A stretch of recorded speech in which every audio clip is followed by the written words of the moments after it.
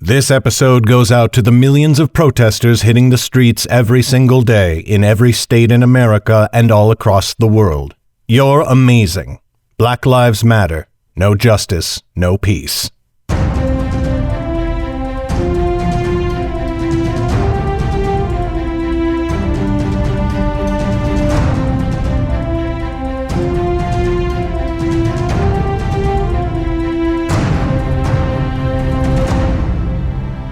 Hi there, Garrett Robinson here.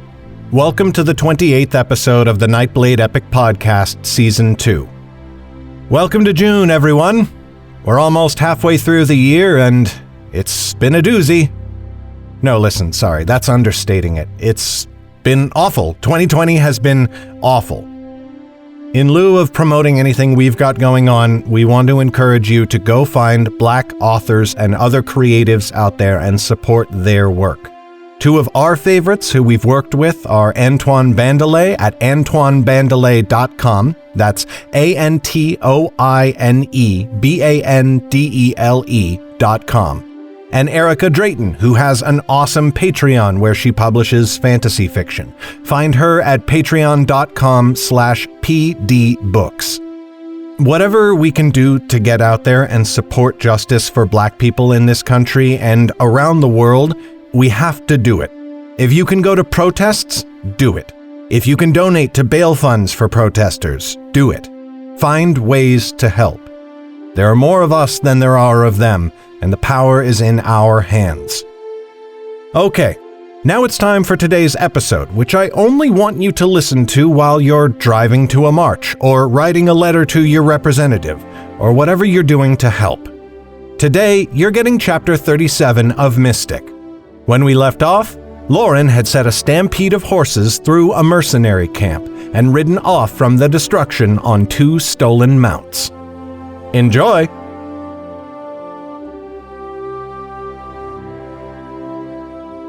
Mystic, Chapter 37. The sky had grown gray in the east. They crested the southern hills and came swiftly down the other side. Only then did Lauren raise her head and try to regain control of her galloping mount. She reached out and seized the tether holding the horses together, but their bucking heads tore it from her grasp and nearly pitched her from the back. She reached instead for the black horse's bridle and pulled on it. That produced some effect. The horse's head reared back and it began to slow. Soon the chestnut felt the tug on its tether and dropped its pace. Eventually, they both came to a stop, chests heaving with deep and ragged breaths. Their flanks were lathered. "Well done," Lauren whispered, and reached up to scratch the black horse's ears. Over the hills, she could still hear the screams of horses and the panicked shouting of soldiers. She hoped no one had been seriously hurt in their flight. She had not thought so many horses would charge into the mercenaries' camp. But she had lost track of her whereabouts, and as she looked around now, she saw that she was far to the west of where she had left Annis and Zane. She slid down from her horse's back, and with a slash of her dagger she parted the tethers that held the animals together. Then she climbed back up, holding on to the black horse's tether as a rein with one hand while tugging on the chestnut so that it would follow. It was awkward, and she was unused to sitting a horse with no saddle, but somehow she got them both headed east. Their tread was slow, and Lauren grew ever more nervous as sunrise drew nearer. The sky had grown pink by the time she spotted the dell tucked between 2 hills. She nudged her heels into the horse's sides and rode in between the trees to the hollow space in the rocks. At first it seemed empty, and Lauren's stomach tumbled in her gut. Then she spotted a small shape in the dim light and recognized the back of Annis's new cloak. For a heart-stopping moment she feared the worst, until she saw the girl wriggling at the sound of her approach. Lauren heard a few muffled grunts as Annis fought to roll over. "Annis!" Lauren jumped from her horse and ran to the girl's side, forgetting in her haste to hobble the steeds. She seized Annis's shoulder and rolled the girl over. Her wrists were bound, and she was gagged with cloth torn from her cloak. Lauren ripped the gag free and slashed the bonds. Annis gasped and spit in the early morning air. "Where is he?" "You mean Zane?" said Lauren. "I do not know. Who took him? What did they do to you?" Fury lit in Annis's eye. "No one took him, Lauren. He did this. The wizard trussed me up and fled almost the moment you had gone." Lauren felt as though the ground had dropped out from below her. "What? No. Why would he—" Annis parted her cloak, and Lauren saw her inside pocket. It lay empty. "He took the Magestones. Not only his share, but all of them. That conniving, double-faced, fork-tongued—" She fell silent, too angry for words. Lauren sank back on her heels and sat hard on the ground. She felt lost and alone and incredibly cold despite the summer morning. Those stones were all they had. Without them, so many dreams vanished. No longer could she give Annis and Jem a good life in the Outland Kingdoms. A thief she might be, but Lauren did not wish to scrape a meager living robbing pennies from tradesmen. Those Magestones could have let her become something more, something great. Anger and sorrow washed through her, and then they were gone. In their place, Lauren felt something else, an icy burning, a raging fire that yet left her cold. Her pulse thundered, but this time not with fear. "He cannot do this again," she said, almost to herself. "To leave me alone and unaided upon the King's Road is one thing, but I will not let him steal my fortune." "There are few words for men such as he," agreed Annis. "But at least he is left. I had hopes for those stones as well, but mayhap we are well quit of them if it means that Zane too is gone." "No!" cried Lauren. "I said he cannot do this. Those stones were not his to take. They are mine, and I will have them back." Annis's brow furrowed. "What do you mean to do about it? He is gone, and the stones with him. He is a wizard. Even if he were here, you could not hope to steal his prize." "Indeed, he is a wizard," said Lauren, "and a fool, and a poor wrestler, and a hopeless woodsman, as quiet and quick as a blind cow. He has his talents, but he is a madman if he thinks he can evade me." Annis paled. "You cannot mean to pursue him." "I do mean to." "Lauren, he will kill us. Let us return to Wellmont and flee its doom with Jordell. At least then we will be free from danger, if poorer." "You said the same when Auntie took my dagger in Cabris," said Lauren. "My answer now is the same as it was then." "This is not the same. Zane is mad and far more powerful than she. He has already proven himself willing to hurt us. I do not think it will take much more for him to kill us." "We shall see," said Lauren. "Come." "I will not," said Annis, shooting to her feet. She stamped her foot on the ground and glared. "You will not drag me into death by the wizard's fire. Too long have I walked by his side. He is gone, and I will not seek him again." Lauren looked at her a long moment. Then she nodded. "Very well. You are right. I cannot ask this of you." Annis looked taken aback. "What? What do you mean?" "Just that. You have gone farther than I could expect from any friend, and with no more assurance than your faith in me. I will not ask you to take another step when I know I walk into great danger. See yourself safely to Wellmont. Take the chestnut horse." Lauren turned to her own steed, but Annis scuttled behind, lifting her skirts to keep them out of the dewy grass. "You will go alone? That is twice as foolish. How do you even mean to find him?" "I told you he is a poor woodsman," said Lauren. "Even now I can see where his tracks lead out of the dell. I will follow them, and if I must go slowly to see his marks, still I will be mounted, and he will not." Lauren grabbed a handful of mane and pulled herself onto her horse. It sidestepped, nearly unseating her, but then it calmed. "And what do you mean to do once you find him?" "I will make him give me the stones," said Lauren, "by whatever means I can. If words will not work, I will wrestle him and twist his arm until he squeals like the pig he has shown himself to be." "He is a wizard! He will set you ablaze!" "I do not believe that. Even with all he has done, he might have killed you rather than leave you here bound but breathing. Then you could not have told me where he was headed. But he let you live. He is not a murderer, only a stupid, stupid man. Lauren pressed her heels to the mount, and it began a slow walk forwards. With a gentle tug on the tether, she guided it towards the bent grass that led off due east along the line of hills. "Wait!" said Annis. She scrambled for the chestnut horse, which had wandered out of the dell and was now many paces away. "Wait for me!" She scrambled onto the beast's back, an impressive feat, for it stood at least a hand taller than Lauren's, and kicked it forwards. "You spoke well before," said Lauren. "You should stay. This is my choice, and no one should have to share it." "Oh, still your flapping lips," snapped Annis. "Of course I will not let you ride off into danger on your own, you sow's ear of an idiot. I did not do so when we fled my mother's caravan." "You did not, but this is not then." "Yet I am the same person," said Annis. "And if this is the single stupidest thing I have ever seen you do, which is an impressive claim considering our time together, still I will not let you enter such madness without someone sensible to advise you. If nothing else, I will tell you when it is time to run away." Lauren gave her a grim smile. "And I thank you for such a valuable service. But you have never seen me fight Zane. You may find him more eager to flee my company than the other way around." Annis looked at Lauren askance. "You have fought him before?" "More often than you might believe, and every time I bested him," said Lauren.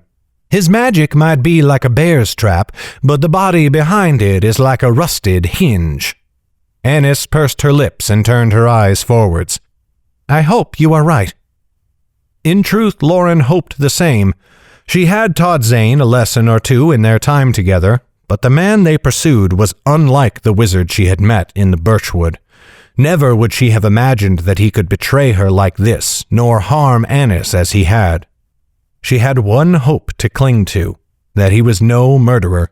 But even as the thought came to her, she remembered his form crowned in light atop Wellmont's south wall. He had rained fire and lightning down upon the other side, and though she did not see the result, a tiny voice in her mind nagged at her. "What did you think he was doing? Do you not think his flame and his thunder took many lives?" "That was in war," she argued with herself. "It is different, and he threw much fire at Vivian upon the dragon's tail, yet he did not kill her." "He almost did.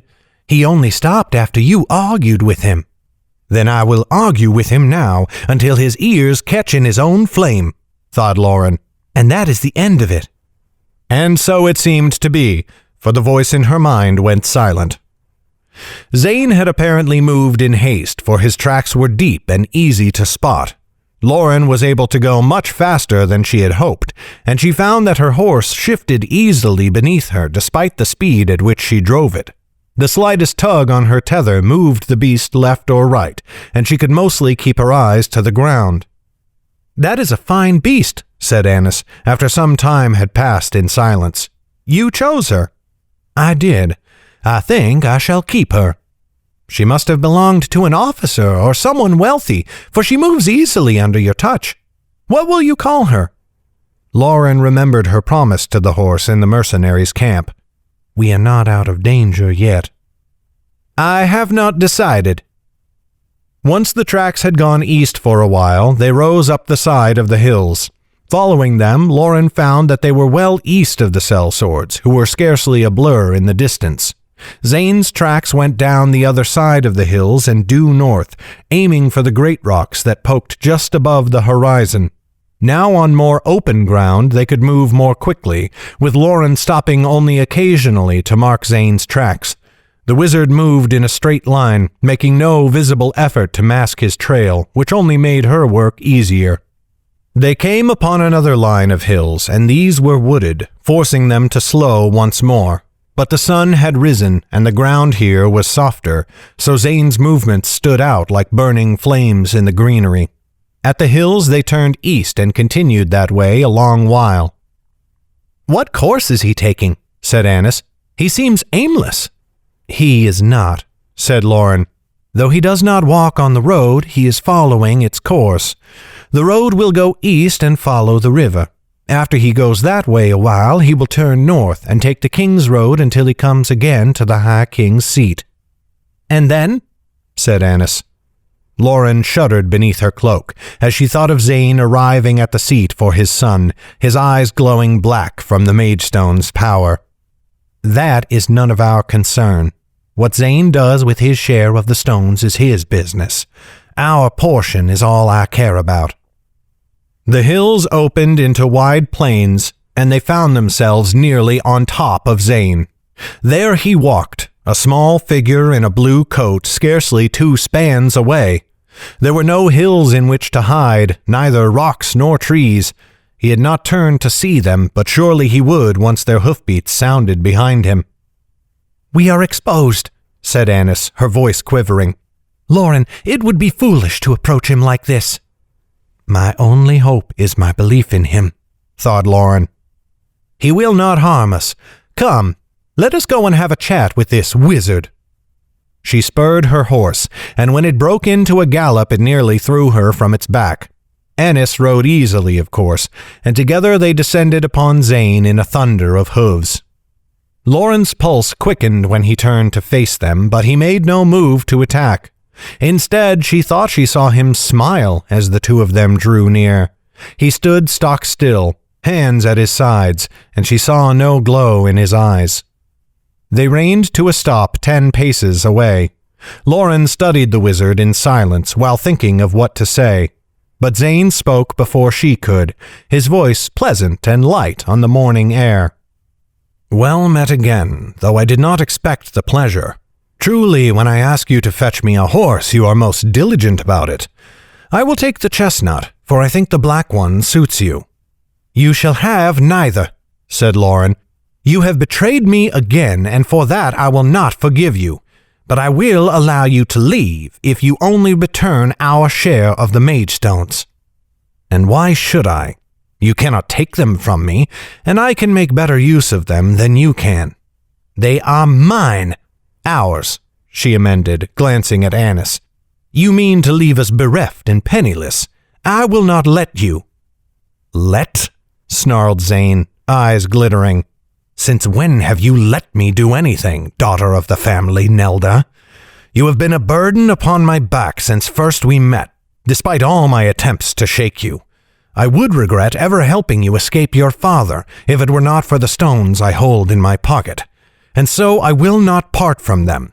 I will take them as payment for your caretaking." "If you think to anger me with your insults, you may save your breath," said Lauren. "With your share, you can vanquish your foes and make a good life for you and your child besides. Why persist in this folly? Why not treat us fairly, so that we may part as friends, the way you promised?" "Because promises to little girls mean nothing." Despite what she had said, Lauren's blood had begun to boil. Now her anger reached the bursting point. She flung her tether to Annis and leaped from her mount, marching toward Zane with her fists clenched. She did not know what she meant to do, to strike him in the face, mayhap, or to throw him to the ground and drag the Magestones from his pocket by force. Jordel's words on the docks returned to her mind. Gag a fire mage and he was powerless. But Zane forced her to a stop with a flick of his wrists. Dark fire leaped into his palms, and his eyes glowed black. It was an even more terrifying sight in the light of day, and terror stilled her limbs. "Stay your hand, wretch," said Zane, his voice thrumming again with power. "You cannot imagine the terrible things Darkfire will do to flesh, but I will show you if you are so eager to find death in my flames." "Give me the stones, Zane," said Lauren. "I will not ask you again." "Turn around and scuttle off," said Zane. "I will not tell you again." "Lauren!" cried Annis. Lauren would not take her eyes from Zane's.